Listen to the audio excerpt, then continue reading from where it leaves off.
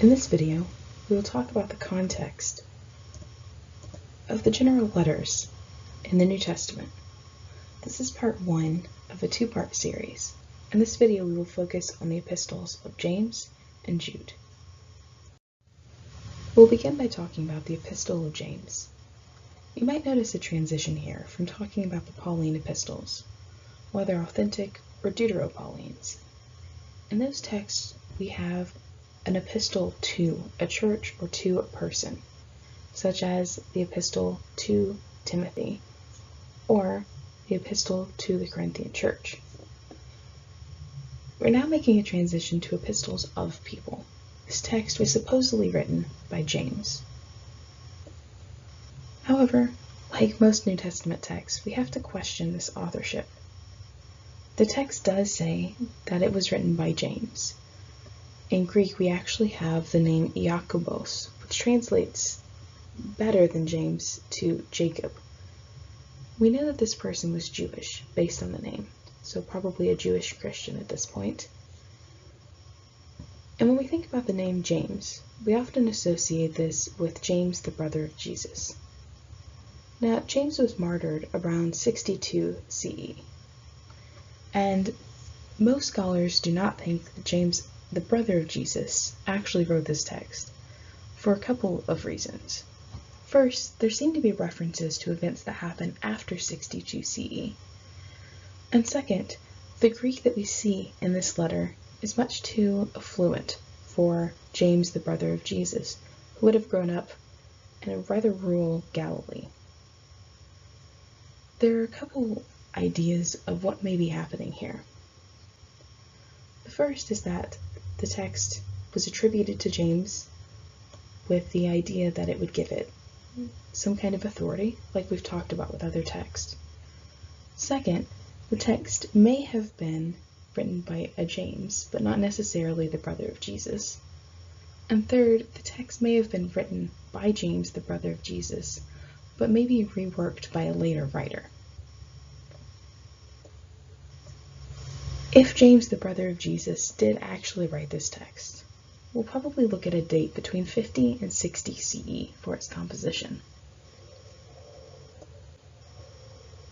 Assuming that James, the brother of Jesus, did not write, or at least originally write this text, it was probably written between the years 57 CE, which is about the time that the letter to the Romans was written, and before the mid-90s, so probably around 95 CE, when First Clement was written by St. Clement of Alexandria.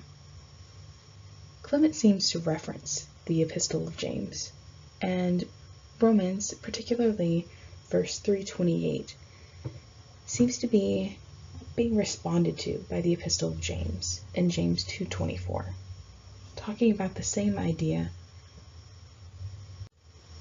of justification by faith or of works. The text, written more than likely by a Jewish Christian, is also probably addressed to Jewish Christians based on what we see throughout the letter. The author seems focused on 2 issues. The first is addressing various problems within the church, and unlike Paul, not giving necessarily specific solutions on how to fix the problems, but rather simply pointing out that there are problems happening within the church, such as temptation and the poor being oppressed by the rich, and encouraging these Jewish Christians to have wisdom of God on how to address the problems and how to live their everyday life.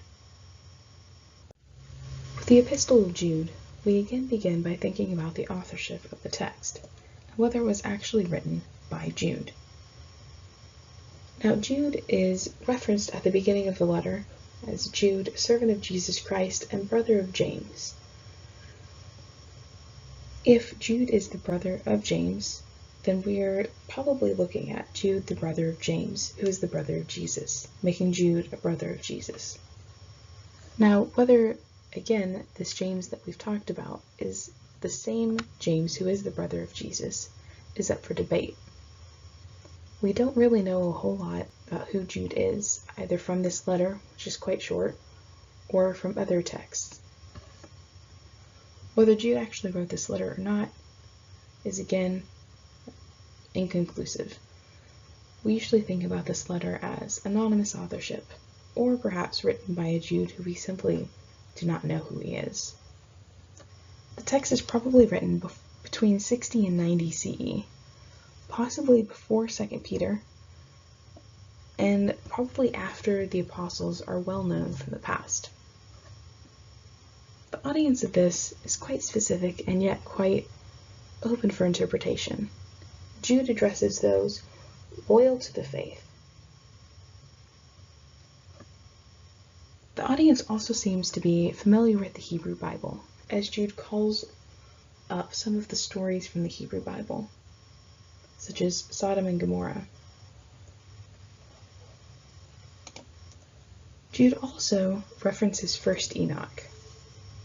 Now, 1 Enoch is an extra-canonical text that was written originally in Ge'ez, or Ethiopic, and is important to the Ethiopic church.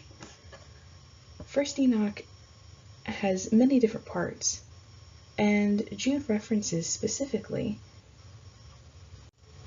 in verse 14, "It was also about these that Enoch and the seventh generation from Adam prophesied, saying, See, the Lord is coming with 10,000s of his holy ones, to execute judgment on all, and to convict everyone of the deeds of ungodliness," and so on. Whether Jude held 1 Enoch to the same level as the Hebrew Bible or not, we do not know. But it is interesting to look at this text and see that extra-canonical, or texts that were not included in the Hebrew Bible canon, were referenced along with Hebrew Bible texts by the author of Jude here. The author seems focused, first, on explaining false teachings and pushing back against some of those.